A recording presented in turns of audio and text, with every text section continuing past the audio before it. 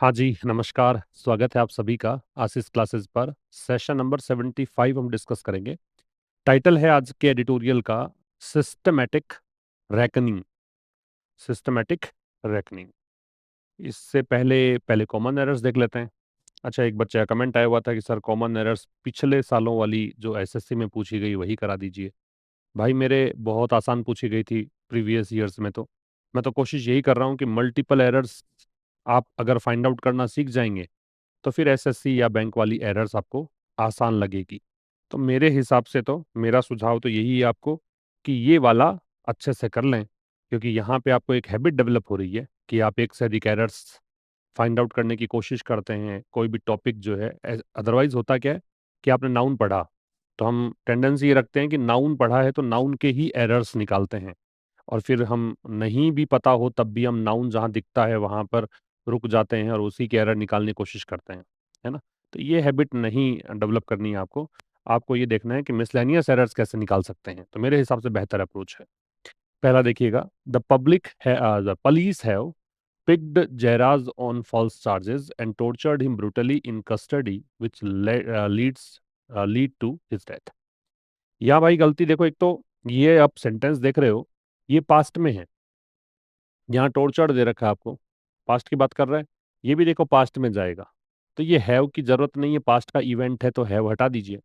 और वैसे पुलिस के साथ में वर्ब जो है प्लूरल ही आती है, हैज नहीं आता अगर आवश्यकता पड़ती तो the police have picked up. Pickup का मतलब अरेस्ट करना। पुलिस ने उठाया या अरेस्ट किया जयराज को फॉल्स चार्जेस पर, मतलब झूठे आरोपों पर। और टॉर्चर्ड हिम ब्रूटली, ब्रूटली मतलब बहुत ही क्रूअली, निर्दयता से। और उसे बहुत ही निर्दयता से क्या किया? टॉर्चर किया, प्रताड़ित किया। कस्टडी में मतलब हिरासत में। कस्टडी का एक सिनोनिम होता है डिटेंशन। कस्टडी का सिनोनिम क्या होता है? Detention. Which lead to his death, जिसके कारण उसकी मृत्यु हुई। अब ये जो हुआ ना, इसके कारण उसकी मृत्यु हुई, तो ये पास्ट की बात है। तो लीड टू की जगह कर दो led to. Which led to his death, ये आपका आंसर आएगा। ठीक है। The police picked up Jayaraj on false charges. Police ने जयराज को झूठे आरोपों पर उठा लिया या गिरफ्तार कर लिया और उसे प्रताड़ित किया निर्दयता से हिरासत में, जिसके कारण उसकी मृत्यु हुई, ये मतलब है। दूसरा है द एविडेंसेस। ये बता रखा है मैंने कि एविडेंस जो है ना, वो कभी भी प्लूरल होता ही नहीं है। एविडेंस हमेशा ही सिंगुलर रूप में आता है, तो ये एविडेंस आएगा। ठीक है। एविडेंस को डिस्ट्रॉय किया गया, पास्ट इंडेफिनिट का पैसिव है। तो सबूतों को नष्ट कर दिया गया, किसके द्वारा? ऑफिशियल्स के द्वारा, अधिकारियों के द्वारा। But the truth was, truth के साथ वॉज आएगा क्योंकि ट्रूथ एक वचन है। इवेंचुअली, इवेंचुअली मतलब होता है फाइनली। इवेंचुअली का मतलब क्या होता है? फाइनली। लेकिन सच को अंततः अनकवर किया गया। अनकवर किया गया मतलब रिवील किया गया, ईडी लगाना मतलब इसके आगे। रिवील किया गया, एक्सपोज किया गया बाई इन्वेस्टिगेशन। इन्वेस्टिगेशन भी कोई हुई होगी, जांच पड़ताल निश्चित, तो दी इन्वेस्टिगेशन करिए। ठीक है, क्योंकि इन्वेस्टिगेशन तो खैर काउंटेबल तो है ही, तो आर्टिकल तो बनता है इससे पहले। अगर अनजान है, अनिश्चित है, अनआइडेंटिफाइड है, तो ए और एन लगाते हैं, वरना दे लगाते हैं। तो एविडेंस एक वचन आएगा, एक बात। ये पास्ट इंडेफिनिट का पैसिव है। ऑफिशियल्स का मतलब होता है ऑफिसर्स। ट्रूथ वॉज आएगा, सिंगुलर है। फिर अनकवर्ड क्योंकि पैसिव है। फिर इन्वेस्टिगेशन से पहले दे क्योंकि ये आइडेंटिफाइड है, डेफिनेट है, स्पेसिफिक है। The doctor give a doubtful report and declare the injured man fit for remand without proper examination. ये कोई रूटीन का काम तो है नहीं, पास्ट की घटना है, तो गिव के स्थान पे करिए गिव। तो पुलिस ने, सॉरी, डॉक्टर ने एक संदेहास्पद रिपोर्ट दी। और चूंकि एंड के पहले आपने सेकंड फॉर्म लिखी है, तो एंड के बाद भी सेकंड फॉर्म करिए। और डिक्लेयर कर दिया जो चोटिल व्यक्ति थे उनको कि फिट फॉर रिमांड, की इनको हिरासत में भेजा जा सकता है विदाउट प्रॉपर एग्जामिनेशन, बिना उचित जांच के। ये आंसर आएगा। तो दो गलतियां हैं, डिक्लेयर्ड और गेव। फिर है the magistrate mechanically remand. Mechanically मतलब विदाउट थिंकिंग, बिना सोचे समझे। तो मजिस्ट्रेट ने बिना सोचे समझे रिमांड। अब ये भी मजिस्ट्रेट एक वचन है, तो वैसे तो रिमांड होना चाहिए, लेकिन कोई रूटीन का एक्शन है नहीं, इसलिए प्रेजेंट सिंपल ना होके इसको कर दो आप पास्ट सिंपल में।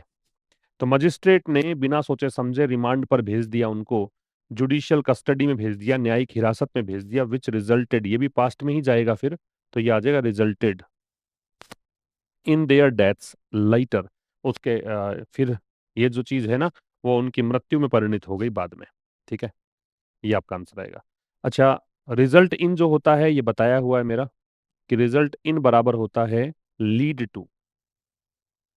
ये भी परिणित होना, ये भी परिणित होना, इसी का होता है गिव राइज टू। ये सब आपस में क्या हैं, सिनोनिम्स हैं। ठीक है, नेक्स्ट पे चलें। The case could have passed off as another custodial death. Case जो है वो पास ऑफ का मतलब यहाँ पे है गलत तरीके से रिप्रेजेंट करना।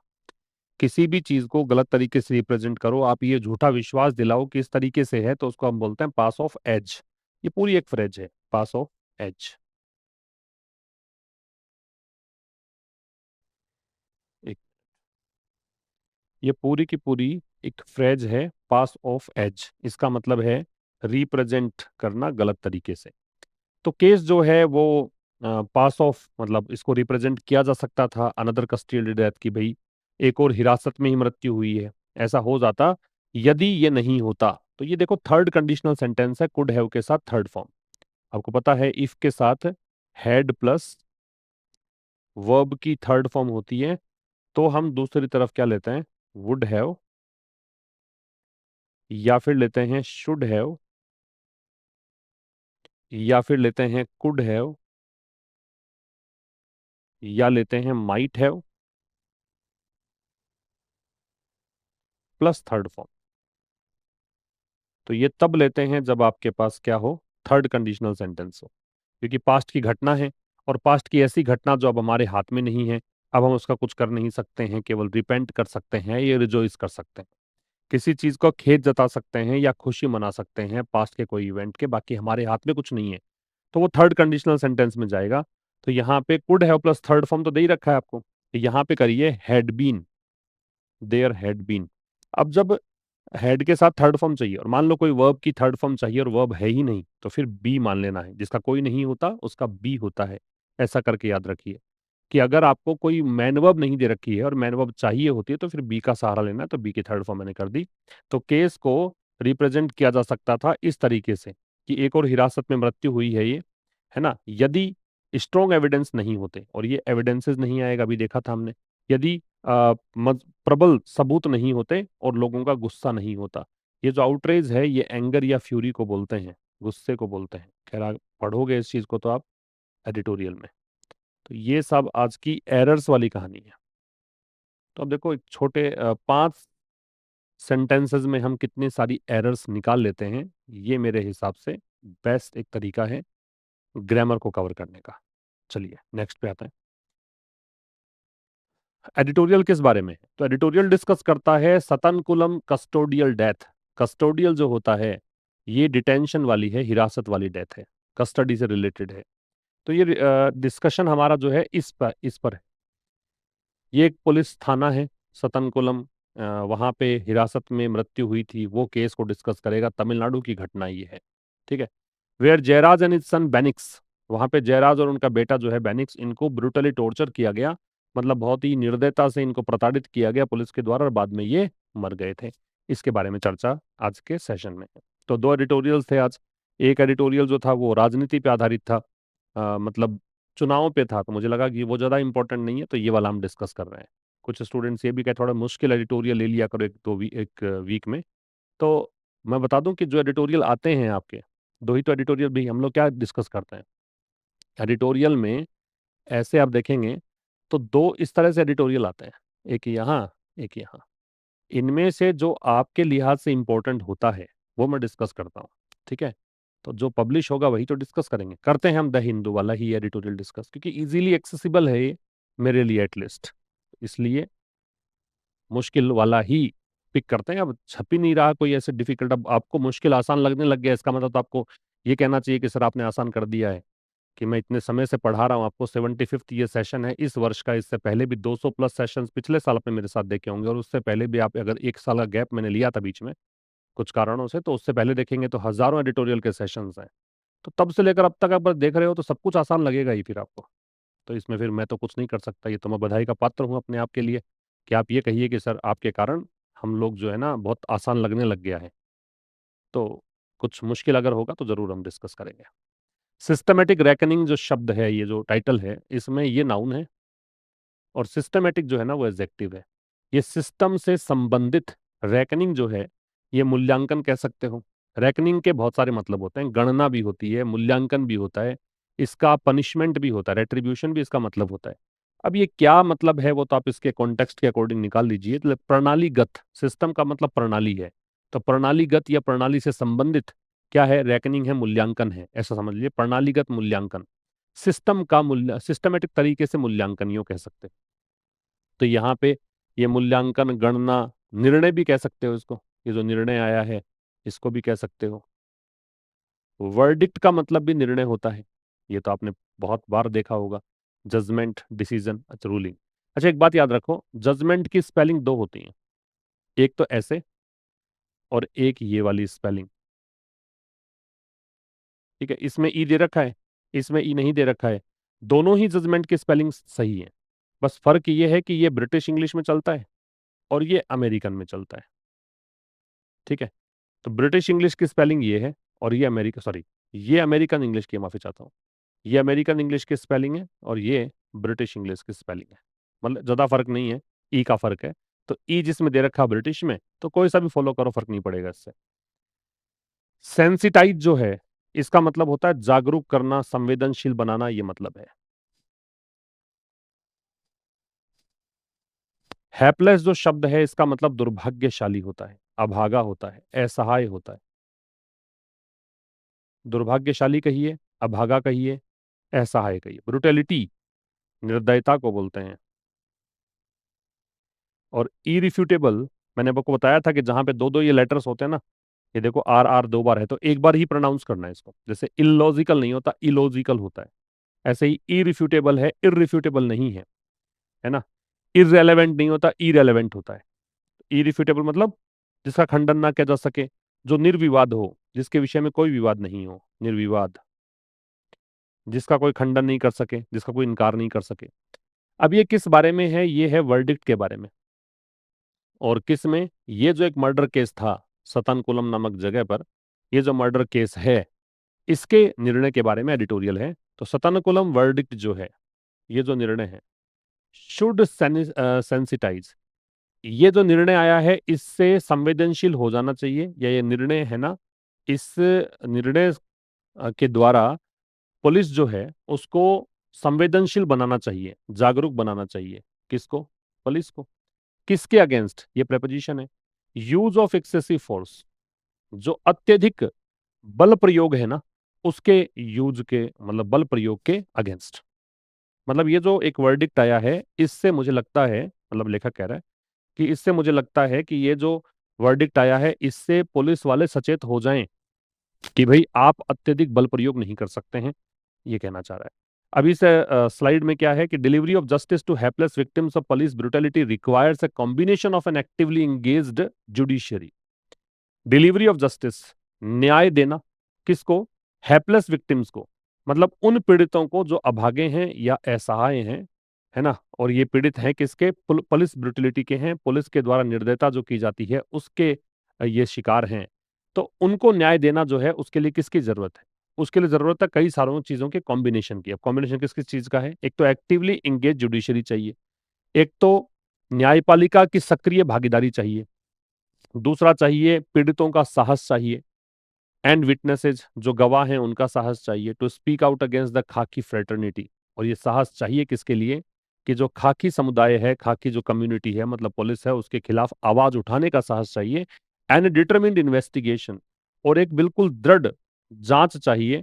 टू असेंबल इरिफ्यूटेबल एविडेंस, ताकि निर्विवाद जो सबूत हैं उनको इकट्ठा किया जा सके।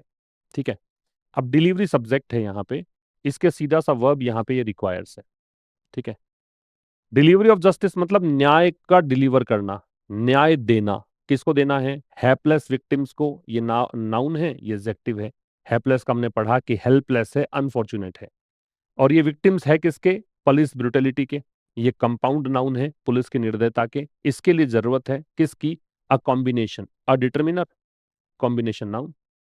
तो इसके लिए जरूरत है कॉम्बिनेशन की। कॉम्बिनेशन किस किस चीज का है? एक तो है एक्टिवली इंगेज जुडिशरी, ये नाउन है, ये एडजेक्टिव है, एक्टिवली एडवर्ब है, और ये डिटरमिनर है। तो ये एकदम सही सीक्वेंस लिख दिया मैंने कि अगर ये तीनों चारों चीज साथ आएंगी तो सबसे पहला स्थान किसका होता है? डिटरमिनर का। उसके बाद में क्या आता है? एडवर्ब। फिर आता है एडजेक्टिव, फिर आता है नाउन। ठीक है, तो यहाँ पे आवश्यकता है कॉम्बिनेशन की। कॉम्बिनेशन किसका? कि सक्रिय रूप से संलग्न जुडिशरी की आवश्यकता है। आवश्यकता है करीज, इसको करेज नहीं बोलते, करीज बोलते हैं। ठीक है, नाउन है ये, क्योंकि डिटर्मिनर दे रखा है। साहस चाहिए विक्टिम्स का और विटनेसेस का, जो गवाह हैं उनका भी साहस चाहिए, और जो पीड़ा झेलते हैं उनका भी साहस चाहिए। किस लिए साहस चाहिए? इसलिए चाहिए, तो ये वाई का आंसर है। तो ये टू स्पीक जो है ये आपका इन्फिनेटिव हो गया, पर्पस बता रहा है, उद्देश्य बता रहा है। उद्देश्य बताने के लिए टू प्लस बेस फॉर्म लगती है। तो ये चाहिए बोलने के लिए, किसके खिलाफ? खाकी फ्रेटर्निटी। फ्रेटर्निटी वैसे तो भाईचारा भी होता है, लेकिन यहाँ पे इसका मतलब है कम्युनिटी, जो पुलिस कम्युनिटी है उसके खिलाफ बोलने का साहस। और क्या चाहिए? एक डिटरमिन्ड इन्वेस्टिगेशन। इन्वेस्टिगेशन नाउन है और डिटरमिन्ड है वो एडजेक्टिव है। डिटरमिन्ड का मतलब होता है बहुत ही दृढ़, बिल्कुल जिद करके एक जांच भी होनी चाहिए। किस लिए जांच? असेंबल करने के लिए, इकट्ठा करने के लिए। असेंबल का मतलब कलेक्ट या गैदर है, और गैदर करना क्या है? Irrefutable evidence. ये नाउन है, ये एडजेक्टिव है। निर्विवाद सबूत। ठीक है, इसको नोट डाउन करिए। अलाइन का मतलब है व्यवस्थित करना, व्यवस्थित करना। ठीक है, अरेंड का मतलब है आरोपी, जिन पर आरोप लगाया गया है। क्या कह रहा है? All these factors perfectly aligned. ये जितने भी कारक हैं, ये कॉम्बिनेशन बताए दो तीन चीजों के, कि जुडिशरी की एक एंगेजमेंट चाहिए आपको, साहस चाहिए पीड़ितों का और गवाहों का, है ना, ये सब बताया। तो ये जो सारे फैक्टर्स हैं परफेक्टली अलाइंड, ये बिल्कुल सही तरीके से, परफेक्ट तरीके से ये क्रमबद्ध रूप से अरेंज हुए, व्यवस्थित हुए। टू अनकवर, अनकवर मतलब एक्सपोज करना, एक्सपोज करने के लिए किसको? ट्रूथ को, सच को। Behind the custodial killing of an innocent trader. और ये ट्रूथ किस चीज का था? ये था हिरासत में जो हत्या हुई थी एक निर्दोष व्यापारी की, जिसका नाम जयराज था, और उसके बेटे बेनिक्स की, हु वर टॉर्चर्ड, जिनको की प्रताड़ित किया गया इस पुलिस स्टेशन में, जो थूथुकुडी तमिलनाडु में था। 6 साल पहले की घटना है। Relying on the CBI scientific evidence, CBI के जो वैज्ञानिक प्रमाण थे उन पर आधारित होकर, despite early attempts to destroy it, हालांकि प्रयास किए गए थे कि इन सबूतों को हटा दिया जाए शुरुआत में, फिर भी एक ट्रायल कोर्ट जो है, एक जो निचली अदालत है, ट्रायल कोर्ट बोलते हैं निचली अदालत को, लोअर कोर्ट जो है, इन मदुराई, मदुराई में जो एक ट्रायल कोर्ट है, उसने अब जो सभी 9 पुलिस वाले हैं जो आरोपी थे, उन सभी को दोष मतलब उन पर मड दिया है, या फिर कहें कि इनको आरोपी करार दे दिया है। ठीक है, तो ऑल दीज फैक्टर्स, ये सारे के सारे फैक्टर्स, अगर मैं इसको अलग अलग बताऊं तो ये नाउन होगा, ये एडजेक्टिव होगा, ये डेमोन्स्ट्रेटिव एडजेक्टिव है, और ये डिटर्मिनर है ही, हालांकि ये भी डिटर्मिनर की श्रेणी में ही आता है, दीज भी। परफेक्टली एडवर्ब है। ये सारे के सारे कारक जो हैं, कि करिज भी था वहां पे, जुडिशरी का कंट्रीब्यूशन भी था, ये सब थे। तो ये परफेक्ट तरीके से अलाइन हुआ, ये वर्ब है, ये मतलब अरेंज हुआ। किस लिए? अनकवर करने के लिए। ये पर्पस बता रहा है, उद्देश्य बता रहा है। अनकवर क्या करना है? अनकवर का मतलब है डिस्क्लोज करना, या इसका मतलब है रिवील करना, या इसका मतलब है एक्सपोज करना। ठीक है, उजागर करने के लिए किसको? सच को। सच किसके पीछे? बिहाइंड प्रेपोजिशन है। सच कस्टोडियल किलिंग के पीछे, ये नाउन, ये एडजेक्टिव, और वो डिटर्मिनर है ही। किलिंग किसकी? एक इनोसेंट ट्रेडर की, नाम ये दो। ठीक है, हुवर रिलेटिव प्रोनाउन, ये उस बेटे और पिता के लिए है। ये वर्ब आ गए उन दोनों के लिए। इनको टॉर्चर किया गया, ये हेल्पिंग वर्ब, ये मैन वर्ब। पास्ट इंडेफिनिट का पैसिव है, कहां पर? इस जगह पर। कहां पर? थुथुकुडी में। बड़ी जगह जो है, बिगर प्लेस जो है, उससे पहले हम लगाते हैं इन, और छोटी जगह जो है, स्मॉलर प्लेस है, उससे पहले लगाते हैं एट। ये फर्क है। दो जगहों के नाम आपको दे रखे हों, तो छोटे स्थान से पहले एट और बड़े से पहले इन। ठीक है, तमिलनाडु में बात है, 6 साल पहले।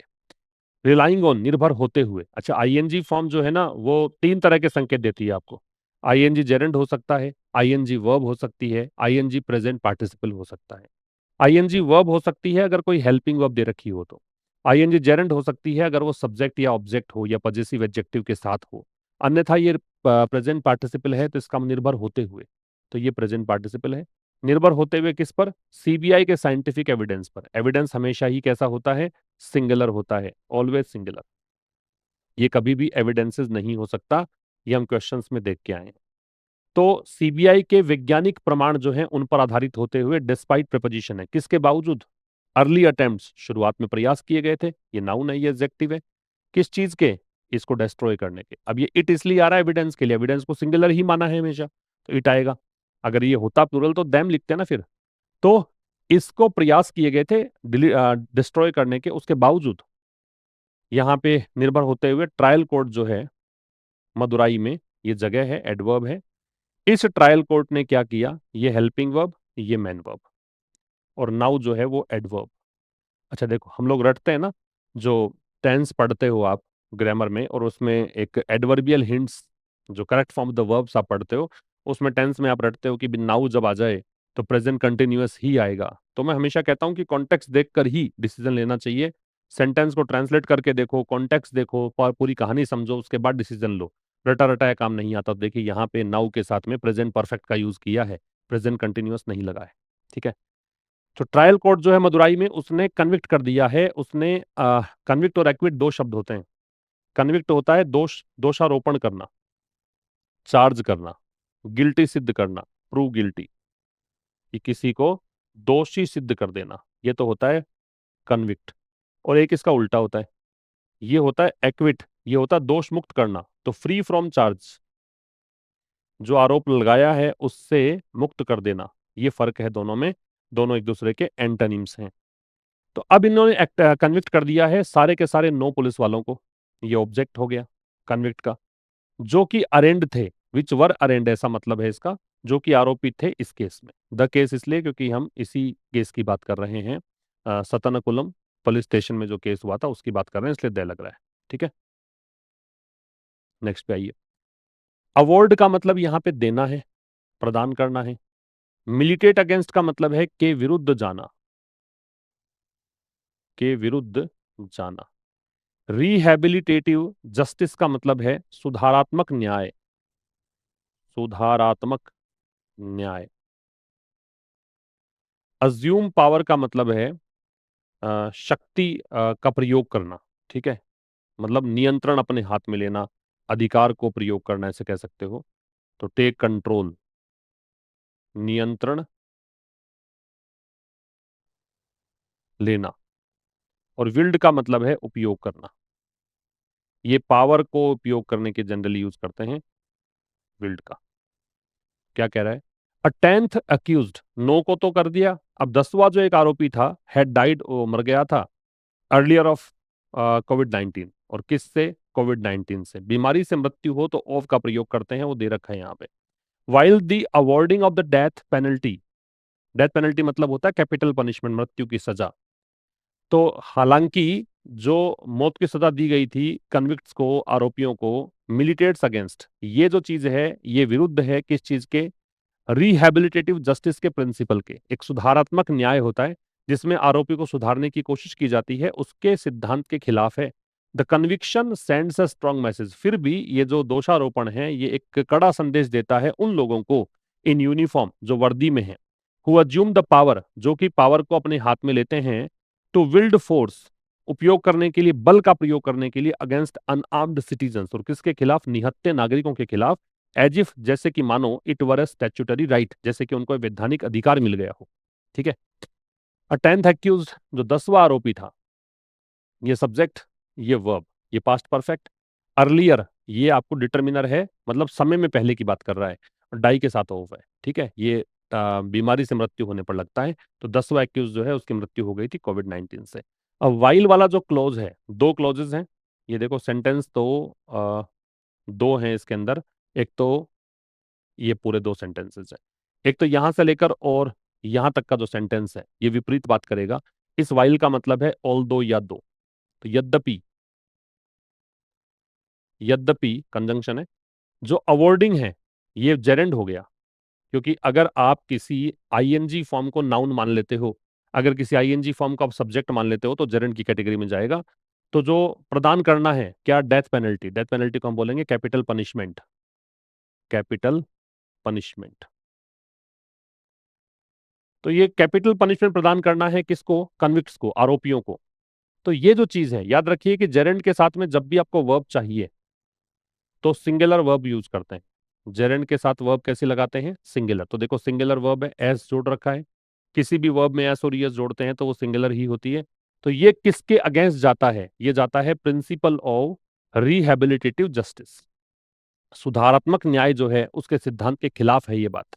फिर भी दूसरा जो क्लोज होगा वो यट का सा मतलब मीनिंग देगा, विपरीत बात बताएगा। फिर भी जो कन्विक्शन है, दोषारोपण है, ये सब्जेक्ट ये भेजता है, सेंड करता है अ स्ट्रॉन्ग मैसेज, एक कड़ा संदेश। ऑब्जेक्ट किसको? उन लोगों को जो यूनिफॉर्म में है, जो कि अभी रिलेटिव प्रोनाउन ये उन लोगों के लिए है जो अज्यूम करते हैं पावर को या फिर अपने हाथ में कंट्रोल लेते हैं। किस लिए?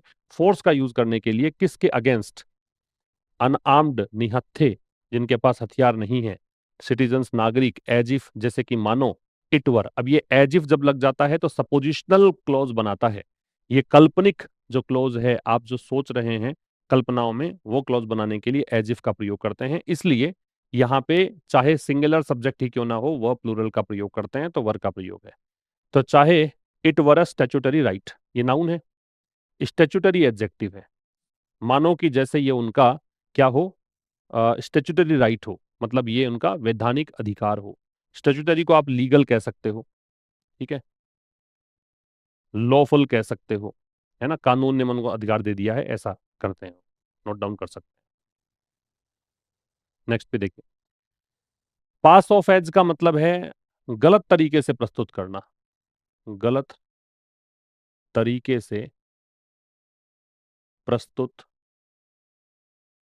करना। बट फॉर का मतलब है के बगैर, कि यदि ऐसा नहीं होता तो। ओवरवेलमिंग का मतलब है बहुत ही प्रबल। आउटरेज का मतलब है क्रोध, गुस्सा। क्या कह रहा है? This case might have passed of. अब ये कंडीशनल सेंटेंस से बता रहा है कि ये केस हो सकता था। माइट जो है रिमोट पॉसिबिलिटी बताता है, दूर की संभावना बताता है। तो हो सकता था कि ये केस जो है ये फॉल्सली रिप्रेजेंट किया जाता, यट अनदर मतलब एक और सस्पिशियस कस्टोडियल डेथ के रूप में, कि संदेहास्पद रूप से हिरासत में मृत्यु हो गई, इस रूप में इसको प्रस्तुत कर लिया जाता। बट फॉर, यदि ऐसा नहीं होता, क्या नहीं होता? ओवरवेलमिंग एविडेंस नहीं होते, प्रबल सबूत नहीं होते, टॉर्चर के मतलब प्रताड़ना के और पब्लिक आउटरीच मतलब लोगों के गुस्से के। The police picked up Jayaraj. Police ने जयराज को उठाया या फिर कहीं गिरफ्तार किया फॉल्स चार्जेस पर, झूठे आरोपों पर। और आरोप क्या थे? लॉकडाउन कंडीशन जो थी उसको इसने उल्लंघन किया था, वायलेट किया था। ड्यूरिंग द पेंडेमिक, महामारी के दौरान। एंड बेनिक्स जो उसका बेटा था वॉज डिटेन्ड, इसको हिरासत में लिया गया। लेटर, बाद में। व्हेन ही कन्फ्रंटेड देम, जब उसने सामना किया। कन्फ्रंट का मतलब होता है मुठभेड़ करना, सामना करना उन पुलिस वालों का। किस लिए? क्योंकि उन्होंने उसके पिता को असोल्ट किया था, उस पर हमला किया था, ठीक है, उसको पीटा था, यूं कह सकते हो। तो दिस केस सब्जेक्ट, ये डेमोन्स्ट्रेटिव एडजेक्टिव, और ये noun. This, that, these, those, ये डेमोन्स्ट्रेटिव एडजेक्टिव होते हैं अगर इनके बाद में नाउन होता है तो। दिस, दैट, दीज और दोज, ये डेमोन्स्ट्रेटिव एडजेक्टिव हैं अगर इनके बाद में नाउन है तो। और नाउन नहीं है तो ये डेमोन्स्ट्रेटिव प्रोनाउन है। अब ये इसकी वर्ब हो गई। ये पास्ट ऑफ एज तो पूरी एक वर्ब मतलब एक फ्रेज है। तो ये केस ऐसे रिप्रेजेंट किया जाता। येट अनदर मतलब एक बार फिर से। सस्पिशियस का मतलब होता डाउटफुल, मतलब संदेहास्पद। कस्टोडियल एडजेक्टिव है ये भी एडजेक्टिव है। और डेथ नाउन है। तो ये जो केस है ये हो सकता था कि एक और संदेहास्पद कस्टोडियल डेथ के रूप में इसको ऐसे रिप्रेजेंट किया जाता, यदि ये नहीं होता, यदि ओवरवेलमिंग एविडेंस नहीं होता। किसका? टॉर्चर का और पब्लिक आउटरीच का। पुलिस ने पिकअप किया, अरेस्ट किया जयराज को फॉल्स चार्जेस पर। और चार्जेस किसके थे? वायलेट करने के। वायलेट का मतलब है ब्रीच, ब्रीचिंग। चार्जेस थे ब्रीच करने के, और ब्रीच किसको किया? Lockdown conditions. किस दौरान? पेंडेमिक के दौरान। और बेनिक्स जो है इसको डिटेन किया गया। लाइटर समय में बाद के लिए आता है। तो बेनिक्स को हिरासत में लिया। डिटेन का मतलब है इसको पुट इनटू प्रिजन, जेल में डाला गया। बाद में जब उसने क्या किया? कन्फ्रंट किया। कन्फ्रंट करने का मतलब है फेस ऑफ, मुकाबला करना, एनकाउंटर करना, मुठभेड़ करना, सामना करना, है ना। तो जब उसने सामना किया उन पुलिस वालों का, किस लिए? असोल्ट करने के लिए। असोल्ट का मतलब अटैक। हालांकि यहां पे इसका मतलब आप बीट कह सकते हो। जब उन्होंने उसके पिता को पीटा इसलिए। ठीक है, और वैन से लेकर ये आगे वाला जो क्लोज है ना, ये एडवर्ब क्लोज है, टाइम बता रहा है। ठीक है, नेक्स्ट पे आइए। स्ट्रिप्ड का मतलब है कपड़े उतारना, डिप्राइव, अनड्रेस। ट्रम्प्ड अप, इसका मतलब है झूठा, मनगढ़ंत, मनगढ़ंत। ड्यूबियसली मतलब संदेहास्पद रूप से। ठीक है, the two men were stripped, ये दोनों व्यक्ति हैं, इनके कपड़े उतारे गए। जयराज और उनका बेटा ब्रूटली बीटन ओवरनाइट, पूरी रात उनको निर्दयता से पीटा गया। एंड इवन फोर्स्ड, और यहां तक कि उनको मजबूर किया गया, to clean their own blood, कि अपने जो खून है उनको खुद ही वो साफ करें, विद देयर क्लॉथ्स, अपने कपड़ों से। आफ्टर रजिस्टरिंग एन एफआईआर, एक एफआईआर रजिस्टर करने के बाद रजिस्टर किए गए ट्रम्प्ड अप चार्जेस, मतलब फॉल्स चार्जेस के आधार पर एक एफआईआर दर्ज की गई झूठे मनगढ़ंत आरोपों के आधार पर। द इंजर्ड मैन, जो चोटिल व्यक्ति थे, वर produced before A government doctor, इनको ले जाया गया एक सरकारी डॉक्टर के सामने। हु ड्यूबियसली इश्यूड, और इस डॉक्टर ने संदेहास्पद तरीके से जारी कर दिया रिपोर्ट कि ये हिरासत के लिए फिट हैं, स्वस्थ हैं। द जुरिस्डिक्शनल मजिस्ट्रेट, जो उस न्यायिक क्षेत्र का मजिस्ट्रेट था, उसने भी बिना सोचे समझे रिमांड पर दे दिया उनको, है ना, न्यायिक हिरासत में भेज दिया, और अंततः उनकी मृत्यु हो गई। ये कहानी है। तो यहाँ पे द टू मेन, ये सब्जेक्ट, ये वर स्ट्रिप्ड, ये पास्ट इंडेफिनिट का पैसिव, इन दोनों व्यक्तियों को कपड़े उतारे गए। ब्रूटली एडवर्ब है, बीटन मैन वर्ब है। अब जैसे ये वर्ब तो दे ही रखा है, बस स्ट्रिप्ड थर्ड फॉर्म, ये बीटन थर्ड फॉर्म, और इनको पीटा गया ओवरनाइट मतलब रातों रात, पूरी रात। एंड इवन फोर्स्ड, ये भी थर्ड फॉर्म है, और इनको मजबूर किया गया क्या करने के लिए, क्लीन करने के लिए, क्या, उनका खुद का ब्लड। ये ऑन जो है ये एम्फेटिक एडजेक्टिव है। एम्फेटिक एडजेक्टिव है, जोर देने के लिए आता है, खुद का ब्लड किससे, उनके कपड़ों से। आफ्टर रजिस्टरिंग, ये प्रेपोजिशन, प्रेपोजिशन का प्रभाव है क्या, आईएनजी है। एक एफआईआर, देखो एफआईआर से पहले एन लगता है, लेकिन जैसे इसकी फुल फॉर्म करोगे आप, यहां पे लिखोगे फर्स्ट तो फिर ए लगेगा, वो सब साउंड का खेल है। एफ जब लिखते हो आप ऐसे, तो इसमें ए लगता है पहले, ये वाउल साउंड है इसलिए एन है। इसकी फुल फॉर्म करोगे तो फ आएगा, जो कॉन्सोनेंट साउंड है वहां पे ए लगेगा। तो एफआईआर दर्ज करने के बाद, और दर्ज किस पे की गई, ट्रम्प्ड अप चार्जेस, ये चार्जेस नाउन है, ये एडजेक्टिव है, झूठे आरोपों के आधार पर फिर इन इंजर्ड व्यक्तियों को प्रोड्यूस किया गया, मतलब प्रस्तुत किया गया, किसके समक्ष, ये प्रेपोजिशन है, एक मजिस्ट्रेट, गवर्नमेंट डॉक्टर के समक्ष। अब रिलेटिव प्रोनाउन, इस गवर्नमेंट डॉक्टर ने क्या किया, इस डॉक्टर ने ड्यूबियसली इश्यू कर दिया, ये एडवर्ब, संदेहास्पद तरीके से जारी कर दिया, ये रिपोर्ट। जो जुरिस्डिक्शनल मजिस्ट्रेट है उसने भी, ये एडवर्ब है, इसने भी मैकेनिकल तरीके से या बिना सोचे समझे रिमांड पर भेज दिया उन दोनों को, और किसके पास, मतलब कहाँ, न्यायिक हिरासत में। अल्टीमेटली, अंततः, ये भी एडवर्ब है, लीडिंग टू, ऐसा करते हुए, अंततः इनकी मृत्यु हो गई। ठीक है, आइए, ये तो आप क्वेश्चंस में कर ही लेंगे, ये पढ़िएगा भाई। ये आप अगर पूरा पढ़ रहे हो तो आपको बहुत ज़्यादा हेल्प मिलेगी। जो इंपॉर्टेंट वोकेबलरी है एग्जाम्स के लिहाज से, वो अलग से दे रखी है, एडिटोरियल की समरी दे रखी है, important phrases trumped up I है, पास ऑफ एज आया है, मिलिटेट अगेंस्ट आया है, ये सब अलग से दे रखा है। हैपलेस का मीनिंग देखिएगा, हैपलेस जो है इसका मतलब है अनफॉर्चुनेट, अभागा। फिर दूसरा पूछा है इरिफ्यूटेबल, इसका बताना है क्या, एंटोनिम, ये होता है जिसका खंडन नहीं कर सकते हो, जिसको आप डिनाई नहीं कर सकते हो। तो अनडिनाइबल तो इसका सिनोनिम है। क्वेश्चनेबल, एब्सोल्यूट, इनडिस्प्यूटेबल, तो ये सारे ही सिनोनिम है, ए बी और ए सी और डी, ये आ जाएगा, जिस पर प्रश्न लगा सको, क्वेश्चन उठा सको, उसको बोलते हैं। फिर है मिलिटेट अगेंस्ट, का मतलब क्या है, तो मिलिटेट अगेंस्ट का मतलब है क्या करना, किसी के विरुद्ध जाना, किसी के विरुद्ध जाना तो क्या आ जाएगा, to fully support and endorse, to organise a military strike, to surrender unconditionally, to oppose, ये आ जाएगा। फिर ट्रम्प्ड अप का मतलब क्या है, highly severe, authentic and verified, fabricated and false, झूठा, मनगढ़ंत। फिर कॉलम ए और कॉलम बी, स्ट्रिप्ड का मतलब क्या है, अनड्रेस, तो सी आएगा, तो ए में सी, इसमें है, इसमें है, ये दोनों काट दीजिए। फिर ब्रूटली, क्रूअली आएगा ई, तो ई केवल इसी में है, ए आंसर आएगा, ये भी काट दीजिए, बाकी आप मैच कर लीजिएगा। According to the editorial, what combination of factors was, combination of factors was strictly required to deliver justice to the helpless victims of police brutality. Editorial के अनुसार कौन सा वो कॉम्बिनेशन फैक्टर था जो कि स्ट्रिक्टली रिक्वायर्ड था जस्टिस देने के लिए हेल्पलेस विक्टिम्स को पुलिस ब्रुटलिटी के? मीडिया कवरेज ये नहीं था, an engage judiciary carries of victims ये वाला था, पढ़ा था हमने, कॉम्बिनेशन पूछा था। Why was Bennix initially detained, इसको क्यों गिरफ्तार किया गया? क्योंकि इसने कन्फ्रंट किया था। ही वॉज कोर्ट वायलेटिंग, नहीं, he was attempting to destroy, he confronted the police for assaulting his father Jayaraj, इसने कन्फ्रंट किया था पुलिस को क्योंकि उन्होंने उसके पिता को पीटा था। What specific role did the government doctor play in this tragic case? इस दुखांत केस में, ट्रेजिक मतलब होता है दुखांत, तो इसमें डॉक्टर ने क्या रोल निभाया? इसने ड्यूबियसली रिपोर्ट जो दे दी थी, तो the doctor dubiously issued a fit for remand report despite their injuries, उनके चोट थी उसके बावजूद कहा कि ये फिट है रिमांड के लिए। What can be inferred about the author's tone when stating that the jurisdictional magistrate too mechanically remanded them to judicial custody?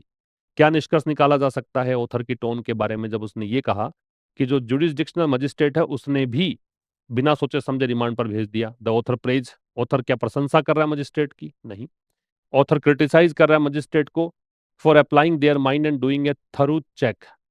The author implies the magistrate acted like a robot failing to notice the victim's condition, ये आएगा, mechanically use किया ना इसने, तो इसने जैसे कि कोई मशीन करती है वैसे ही रोबोट की तरह व्यवहार किया, बिना सोचे समझे भेज दिया। फिर है based on the passage what is the author's broader stance, stance का मतलब होता है नजरिया, on awarding the death penalty in this specific case.